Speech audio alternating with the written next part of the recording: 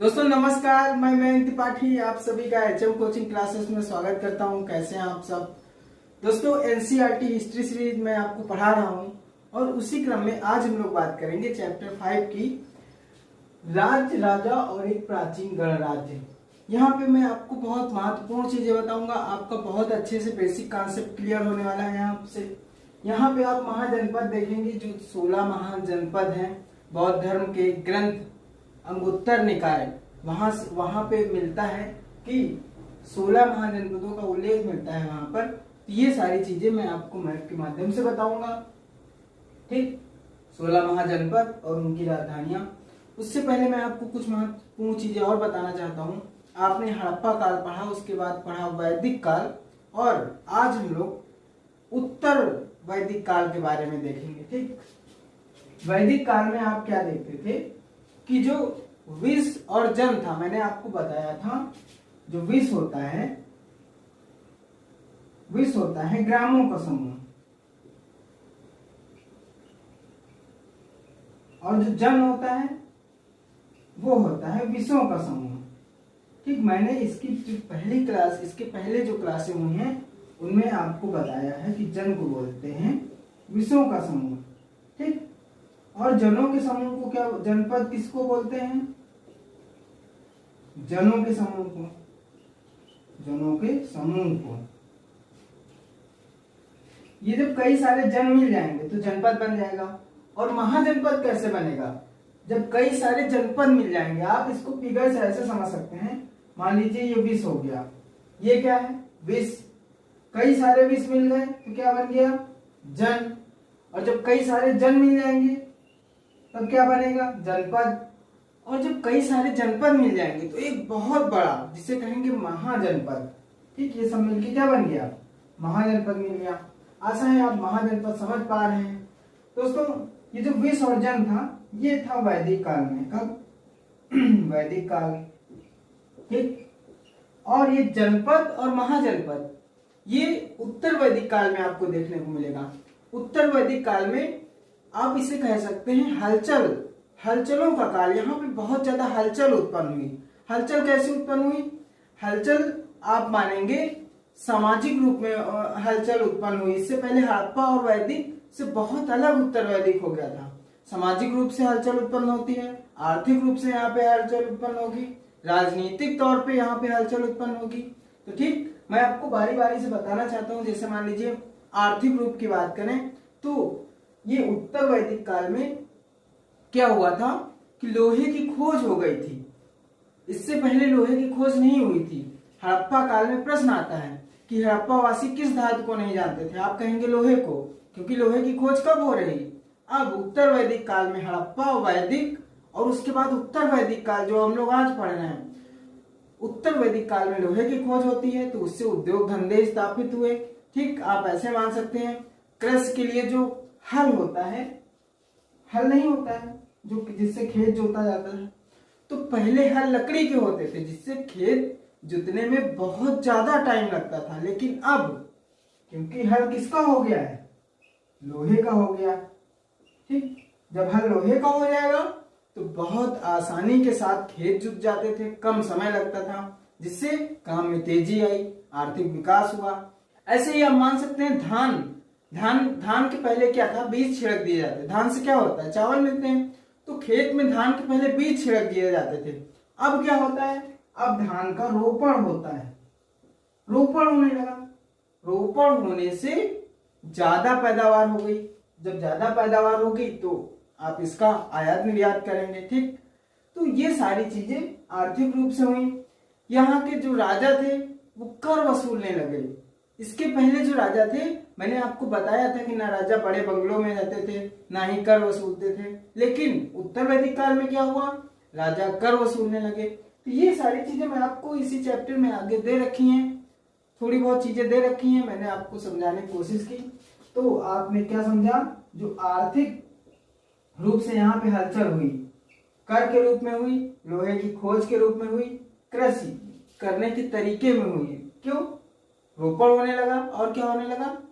यहाँ पे हल लोहे का हो गया। ठीक है, इसके बाद हम लोग देखेंगे सामाजिक यहाँ पे आर्थिक कारण मैंने आपको बता दिया है कि आर्थिक रूप से हलचल क्या क्या हुई। पहले सारी चीजें नहीं हुई हैं, इसीलिए अचानक इसे कहेंगे हलचल टाइप की हो गई। ठीक है, अब दूसरा देखेंगे सामाजिक कारण क्या हो सकता है। अगर यूपीएससी में प्रश्न आ जाए कि उत्तर वैदिक काल एक हलचल का काल था, तो आप क्या करेंगे, कैसे समझाएंगे उसको? तो आप ऐसे ही लिखेंगे, क्या लिखेंगे कि ये आर्थिक कारण क्या क्या हो सकते हैं, सब में दो दो लाइन लिख देंगे ना और आगे बढ़ जाएंगे। ठीक, अगले क्वेश्चन पे। तो सामाजिक कारण क्या हो सकते हैं? यहाँ पे एक बहुत बड़ी बुराई टाइप की आ गई। ठीक, वो है वर्ण व्यवस्था। क्या है? वर्ण व्यवस्था। वर्ण व्यवस्था में चार भागों में जातियों को बांट दिया गया। यहाँ पे आप मान सकते हैं कि छुआछूत यहाँ से पनप गई। ठीक, अछूत वाला सिस्टम हो गया कि हमें उसको नहीं छूना है, वो अनुष्ठान में शामिल नहीं होगा।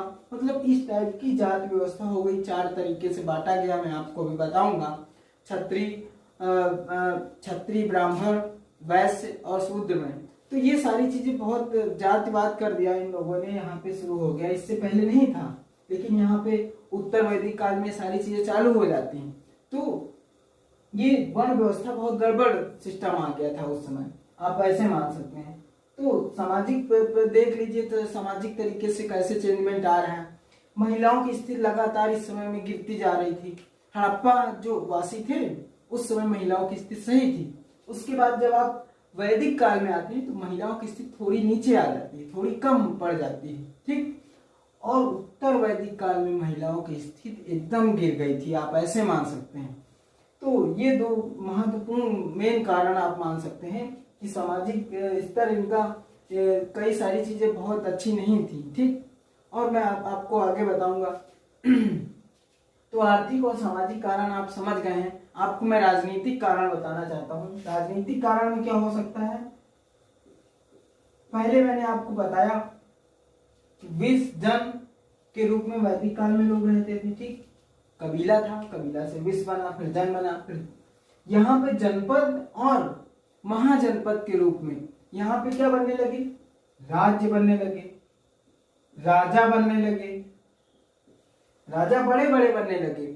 एक मान लीजिए आप गणतांत्रिक तरीके से गणतंत्र और राजतंत्र दोनों तरीके के राजा यहाँ पे बनने लगे। किसी को प्रजा चुनती थी और कई सारे लोग ग्रुप में शासन करते थे, उसे कहेंगे आप गणतंत्र। और राजतंत्र केवल एक व्यक्ति शासन करेगा, उसे कहेंगे राजतंत्र।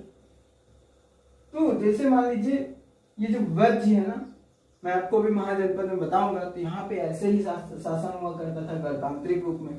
ठीक, तो ये एकदम सिस्टमैटिक ढंग से आ गए शासन करने के लिए। ये अपना जो बाउंड्री थी, जैसे मान लीजिए कोई महाजनपद हुआ तो बाउंड्री करा देते थे बड़ी बड़ी दीवारों से, ईंटों की दीवार बनवाते थे, उस पर बाउंड्री करा देते थे। तो ये सारी बहुत सारी चीजें आप देखेंगे हड़प्पा और वैदिक के बाद उत्तर वैदिक में अचानक हलचल मच जाती है। तो आपको हलचल समझ में आया ना कि हलचल किस टाइप से यहाँ पे अचानक से सब सारे चेंजमेंट आ गए। ये मैंने आपकी भूमिका बना दी। मैं आपको इस क्लास में 16 जो महाजनपद है इसका आपको राजधानी बताऊंगा कहाँ क्या है, ये भी बताऊंगा। प्रश्न कहाँ से परीक्षाओं में कैसे आते हैं ये बताऊंगा, आपको याद करने की जरूरत नहीं है। उसके पहले मैं आपको कुछ महत्वपूर्ण फैक्ट दे दूं जो आपकी किताब में दे रखे हैं। जैसे अश्वमेध यज्ञ, ये बहुत महत्वपूर्ण है, आपको पता होना चाहिए। अगर आपने रामायण और महाभारत देखी तो अश्वमेध यज्ञ आपको पता होगा, नहीं पता है तो हम बताते हैं आपको। इसमें जब यज्ञ होता था तो इसमें एक घोड़े को राजा के लोगों की देखरेख में स्वतंत्र विचरण के लिए छोड़ दिया जाता था। ठीक, तो एक राजा था। अश्वमेध यज्ञ मैं आपको बता दूं वही लोग करा पाते थे जो बहुत समृद्ध हो, शक्तिशाली हो, बहुत ज्यादा सेना हो। मतलब वो चैलेंज करते थे कि मैं चैलेंज कर रहा हूं कि मैं तुम्हारे एरिया से निकलूंगा, अपना घोड़ा भेजूंगा, और चैलेंज करते थे कि मेरा घोड़ा यहां से निकलेगा तुम्हारे एरिया से, और अगर तुम हमसे युद्ध करना चाहो तो मेरा घोड़ा रोको, नहीं तो तुम मेरे अधीन हो जाओगे। इस टाइप का एक चैलेंज था, आप मान सकते हैं ये कि घोड़ा स्वतंत्र विचरण के लिए छोड़ दिया जाता था। किसके साथ? राजा के लोगों की देखरेख में। राजा के लोगों की कुछ टुकड़ी घोड़े के पीछे पीछे जाती थी। मान लीजिए यहाँ पे घोड़ा है और यहाँ तक चला गया तो राजा के लोग भी जाएंगे उसको देखने के लिए। लेकिन यहाँ सूरसेन में, मथुरा के सूरसेन में, आप ये मान सकते हैं सूरसेन में घोड़ा रोक लिया गया, तब क्या होगा? तब यहाँ के राजा को यहाँ के राजा से युद्ध करना पड़ेगा, और अगर ये युद्ध में जीता तो वो इसका एरिया हो जाएगा। अगर ये युद्ध में जीत गया तो अधीनता वैसे भी है, और यहाँ पे जैसे मान लीजिए घोड़ा यहाँ से निकल के गया तो ये सारे लोग अधीन हो गए।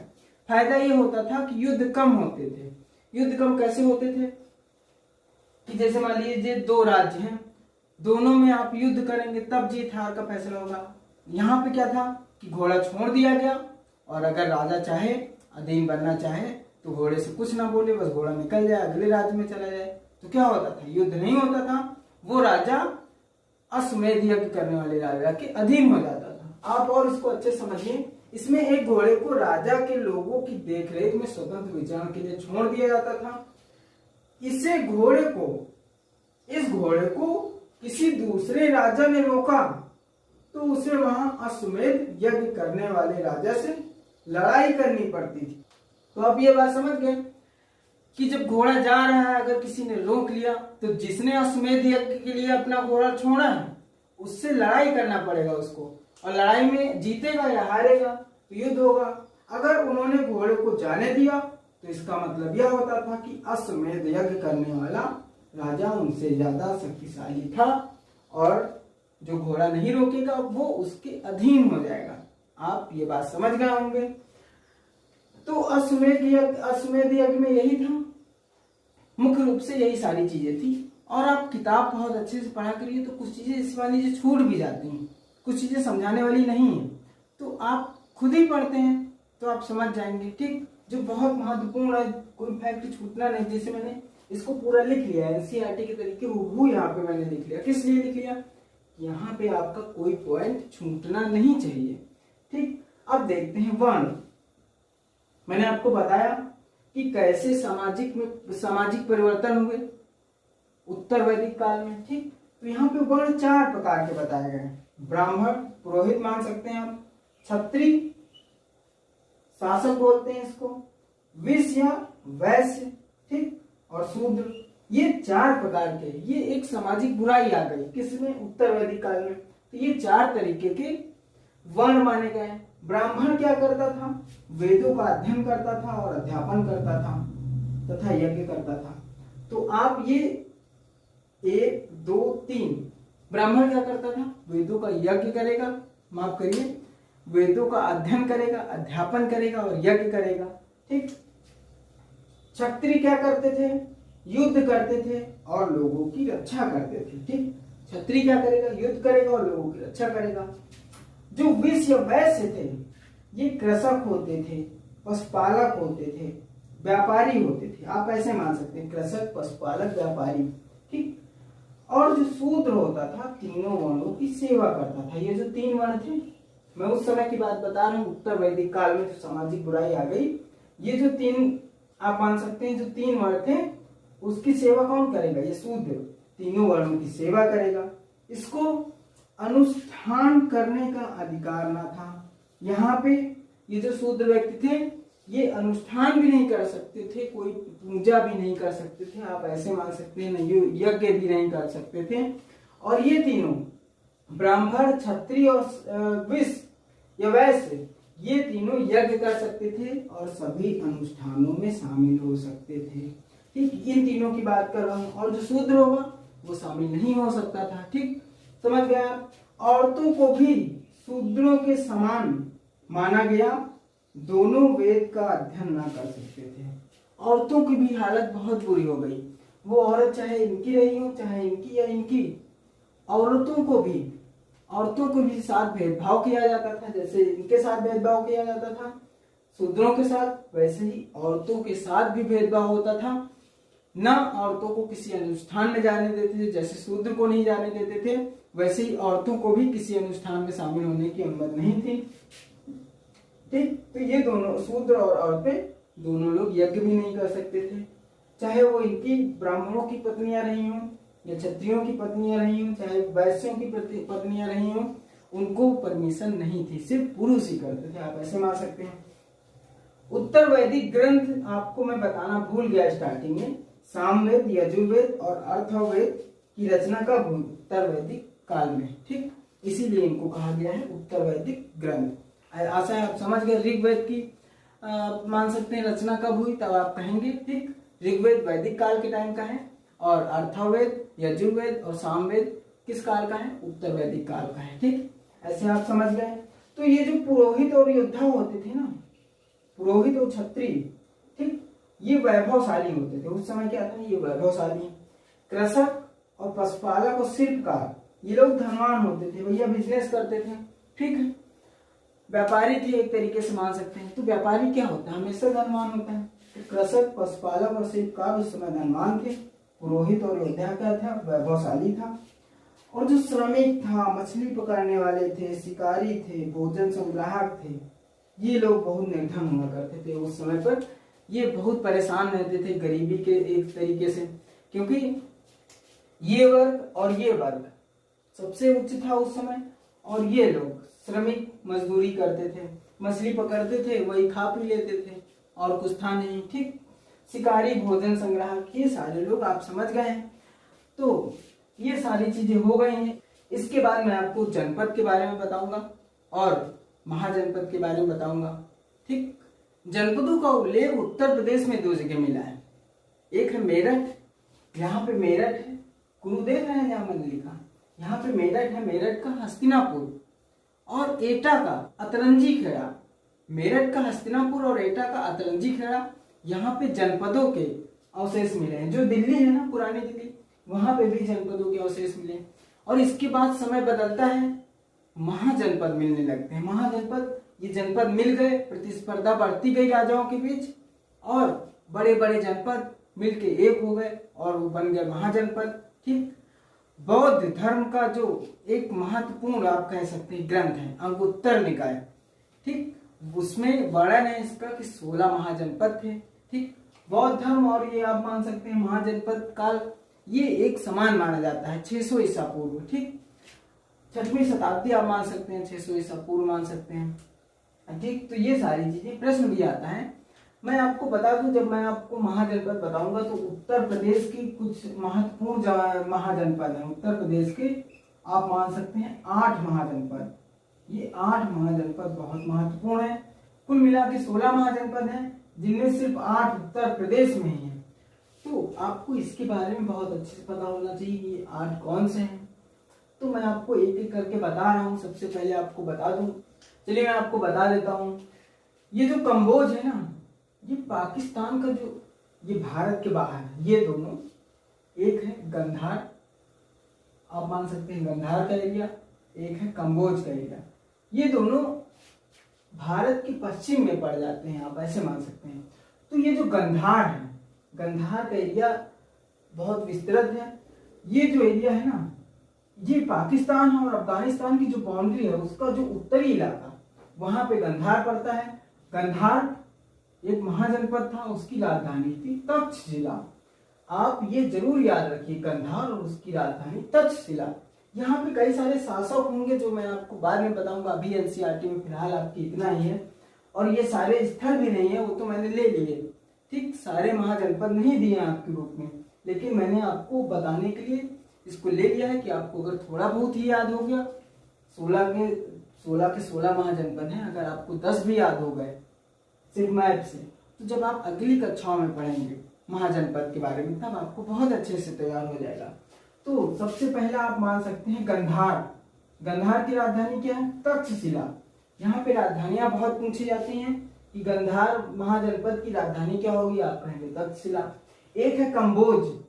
कंबोज अपने मान लीजिए जम्मू कश्मीर से पश्चिम और पाकिस्तान के उत्तर में, ये क्या है? कंबोज। कंबोज की राजधानी है हाटक या राजपुर। ये राजधानियां जरूर याद रखना, ठीक, महत्वपूर्ण भी है। ये यहाँ पे जो पूरा है उत्तर पूर्व में, इनसे अलग है ये महाजनपद। ये पश्चिम में है और दूसरे देशों में, इसलिए महत्वपूर्ण है। गंधार, तक्षशिला, कंबोज की राजधानी होगी हाटक और राजपुर।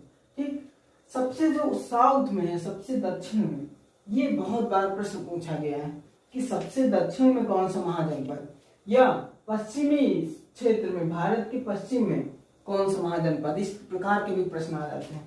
तो सबसे दक्षिण में ये जो नदी देख रहे हैं गोदावरी, ये गोदावरी महाराष्ट्र से निकल रही है, तो यहीं पे अस्मक, ये अस्मक इसकी राजधानी होती थी। पोतन या पोतली, पोतन होती थी या पोतली होती थी, ठीक, आप ऐसे समझ सकते हैं। अस्मक ऐसे आता है कि सबसे दक्षिण में कौन सा, ऐसे प्रश्न आता है महाजनपद में सबसे दक्षिणी भाग, सबसे दक्षिणी महाजनपद कौन सा था, तो आप कहेंगे अस्मक।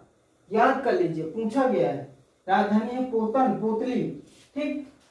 उत्तर प्रदेश के 8 हैं, कुल मिला के 16 हैं। तो मैं आपको बता दूं, सबसे पहले मैं आपकी शुरुआत करता हूं अवंती से। अवंती आप मान सकते हैं कि अवंती ये मध्य प्रदेश में है, अवंती मालवा पठार के आसपास। तो अवंती की 2 राजधानियां थी।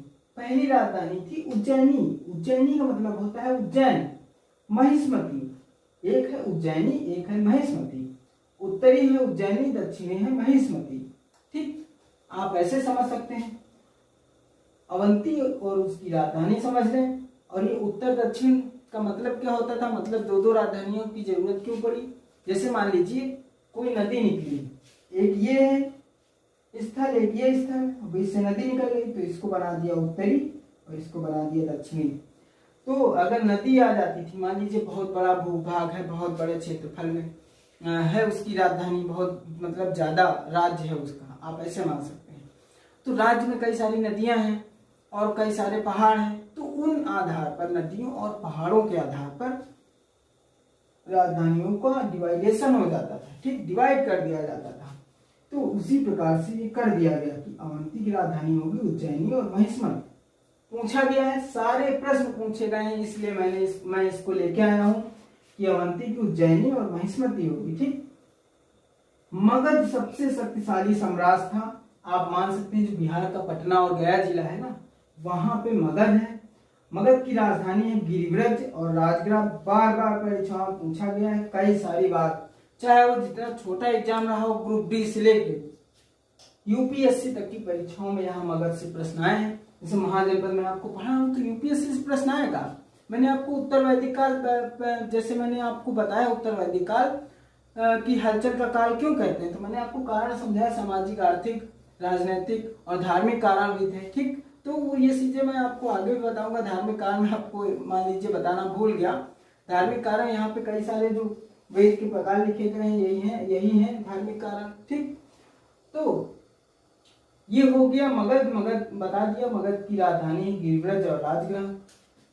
ये वज्र गणतांत्रिक प्रदेश था, आप मान सकते हैं, ठीक। कई सारे वज्र में कई सारे जनपद शासन कर रहे थे, आप ऐसे मान सकते हैं कि लिच्छवी, ठीक, लिच्छवी भी था इसी में शामिल। तो वो मिलके इसके कोई ये नहीं होता था कि इसका एक प्रमुख हो गया, ऐसा नहीं होता था। कई सारे जनपदों की सलाह पर ये वाला राज्य चल रहा था, ठीक। जिसे कहेंगे ब्रज।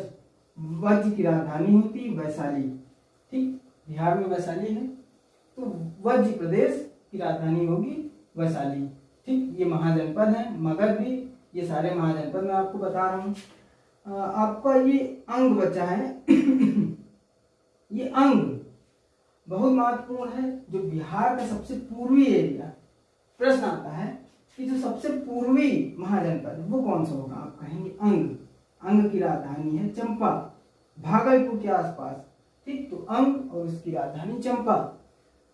तो प्रश्न इस प्रकार के आते हैं, इसलिए मैं आपको बता रहा हूँ कि दक्षिणी महाजनपद है अस्मक, प्रश्न पूछा जाता है, इसकी राजधानी आपको पता होनी चाहिए। सबसे पूर्वी आप कहेंगे अंग, अंग की राजधानी चंपा। पश्चिमी में, भारत के पश्चिम में कहेगा तो गंधार, ठीक। अगर ये कहे कि भारत का पश्चिमी, तो ये मत्स्य देख रहे हैं, ये जयपुर में है। कहाँ ये मत्स्य कहाँ है, मत्स्य का विराटनगर कहाँ है, जयपुर में। तो ये जो जयपुर का एरिया है वहां पे था मत्स्य, ठीक। तो मत्स्य का विराटनगर होगी राजधानी। अब बचे हैं उत्तर प्रदेश के महत्वपूर्ण, कितने, 1 2 3 4 5 6 7 8, 1 2 3 4 5 6 7 8। ठीक, तो ये जो 8 राज्य हैं ये महत्वपूर्ण है। अगर आप उत्तर प्रदेश पीसीएस की परीक्षा देने जा रहे हैं, समीक्षा अधिकारी की परीक्षा देने जा रहे हैं, यूपीपीएससी आयोग की कोई भी परीक्षा हो अगर आप देने जा रहे हैं तो वहां से इतिहास में इस तरीके के प्रश्न आते हैं। और मैं आपको बता दूं, यूपी ट्रिपल एससी की परीक्षा हो या यूपीएसआई जैसी परीक्षाएं हैं तो वहां पे जो यूपी स्पेशल पूछता है आज से 10 नंबर का, तो प्रश्न यहीं से बना के देता है। तो आपको अच्छे से समझना चाहिए। ये कुरु है, कुरु कहाँ है? मेरठ में। पहली बात आप ये जान लीजिए, कुरु है मेरठ में और इसकी राजधानी थी इंद्रप्रस्थ। इंद्रप्रस्थ कहाँ है? दिल्ली में।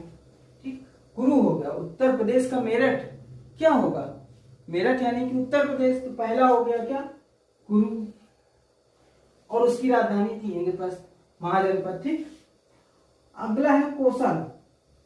कौशल आप मान सकते हैं अवध। कौशल ऐसे लिखा है, इसको कौशल भी लिख सकते हैं। ठीक, तो कौशल को मान सकते हैं अवध।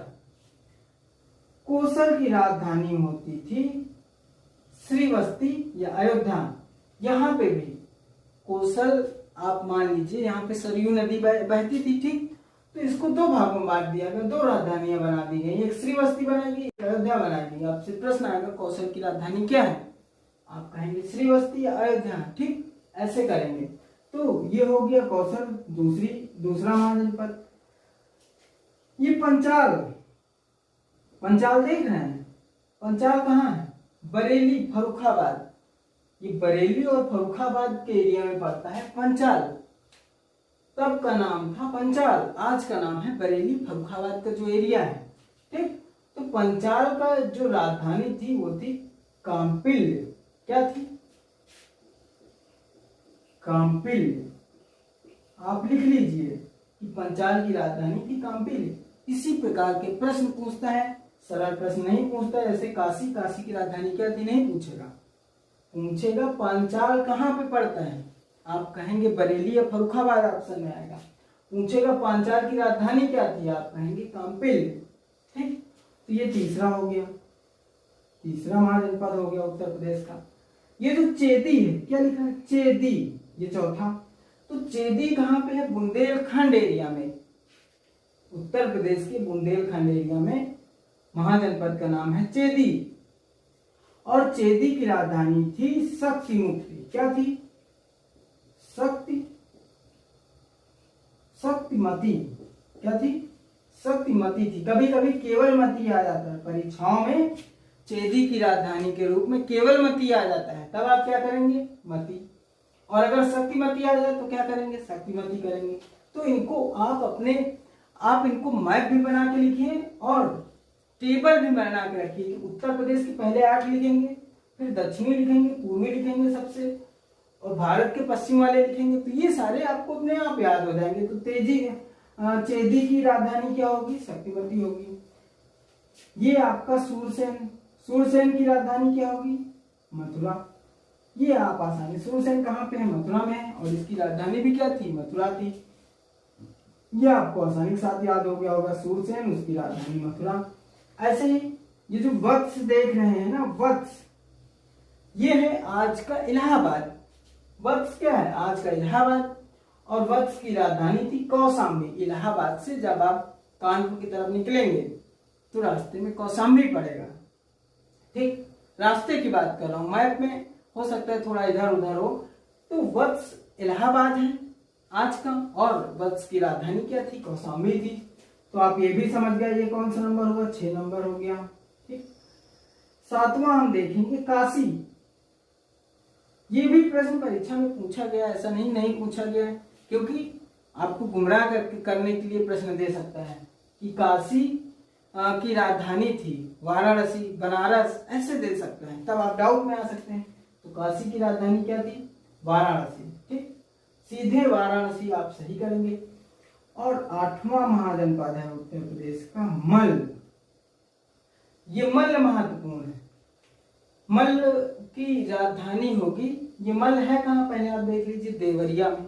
उत्तर प्रदेश के देवरिया जिले में क्या है? मल्ल, है ना। ये कहाँ है? आप ये सारी चीजें लिख भी सकते हैं। देवरिया, उत्तर प्रदेश के देवरिया में है मल्ल। और मल्ल की राजधानी होगी कुशीनगर या पावा। और जो भगवान बुद्ध थे उनकी मृत्यु कहाँ हुई थी? कुशीनगर में। ठीक, कुशीनगर देखिए मल्ल है ना, तो कुशीनगर और पावा। ठीक है, तो ये बहुत महत्वपूर्ण स्थल है। मल्ल कहाँ है? देवरिया में। और मल्ल की राजधानी है कुशीनगर और पावा। तो ये जो 16 महाजनपद है मैंने आपको इनके बारे में बताया। आप एक बना लेंगे, मैं आपको बता दूं, आप टेबल बनाएंगे। ऐसे आप टेबल बना लीजिए। यहाँ पे लिखिए राज्य, यहाँ पे लिखिए महाजनपद। क्या लिखेंगे? महाजनपद। तो सीरियल वाइज 16 महाजनपद लिखेंगे। यहाँ पे लिखेंगे राजधानी, उसकी राजधानी लिख देंगे। और महाजनपद वो है कहाँ, आज का क्या है वो आप यहाँ पे लिखेंगे। ये मेरठ में, ये मेरठ है, फर्रुखाबाद है, कि बरेली है, कि क्या है। जो जो मैंने आपको बताया आप इन चीजों को देख लीजिए। आशा है आप महाजनपद समझ गए होंगे। इसके आगे मैं आपको महाजनपद के बारे में कुछ और महत्वपूर्ण चीजें बताऊंगा, ठीक, जो कि एनसीईआरटी के अनुसार बताऊंगा। ठीक है दोस्तों, माफी चाहूंगा कि वीडियो बहुत लंबा बनना है, इसलिए मैं इस क्लास को यहीं पे रोक रहा हूँ। आपको इसका अगला भाग मिलेगा जिसमें आपको महत्वपूर्ण चीजें बताई जाएंगी। मगध के बारे में बताया जाएगा, वज्र के बारे में डिटेल में बताया जाएगा कि वहाँ पे लोग कैसे रहते थे, कैसे शासन करते थे। ठीक, और भी तमाम चीजें महाजनपद के बारे में ही मैं आपको तमाम चीजें महत्वपूर्ण बताऊंगा। तो आप अगले वीडियो का इंतजार करिए। ठीक है दोस्तों, वीडियो का सपोर्ट जरूर किया करिए। आप वीडियो लाइक करें, कमेंट करके हमें बताएं जरूर कि वीडियो कैसा लग रहा है। आप शेयर करेंगे तो चैनल को सपोर्ट मिलेगा और जरूरतमंदों तक मेरा वीडियो भी पहुंचेगा। ठीक है, इसी आशा के साथ मैं आपसे विदा लेता हूं। धन्यवाद।